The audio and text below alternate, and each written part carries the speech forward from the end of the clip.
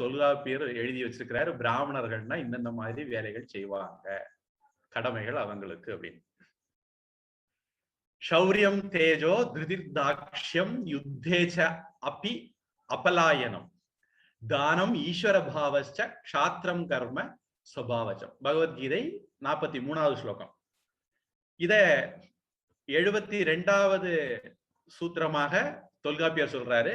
படையும் கொடியும் குடையும் முரசும் நடைநவில் புரவியும் களேறும் தேரும் தாரும் முடியும் நேர்வன பிறவும் தெரிவும் கொள் செங்கோல் அரசர்க்கு உரிய அப்படிங்கிறார். நான் மெதுவா சொன்னாலும் உங்களுக்கு புரிய போறதுல அதெல்லாம் வேகமா சொன்னேன். அடுத்தது திருவள்ளுவர் சொல்றாரு, அந்தணர் என்போர் அறவோர் மற்ற உயிர்க்கும் செந்தன்மை பூண்டொழுகலான் அப்படின்னு. இப்ப அந்தணர் அப்படின்னா மற்றவங்களுக்கெல்லாம் நன்மை செய்யறன்னு நினைக்கிறவங்க அந்தணர்னு சொல்லப்படுகிறார்கள். பிறப்பினால வரும்னு அவர் சொல்லல, குணத்தினால வரும்னு சொல்லியிருக்கிறார். அப்போ விவேகானந்த சாமி சொல்றாரு, நம்ம சாஸ்திரங்களுடைய அமைப்பு இப்படி இருக்கு எப்படின்னா, பிராமண லட்சியத்தை அடைகிறது தான், உயர்ந்த படியை அடைகிறது தான் நம்ம எல்லாருடைய குறிக்கோள்.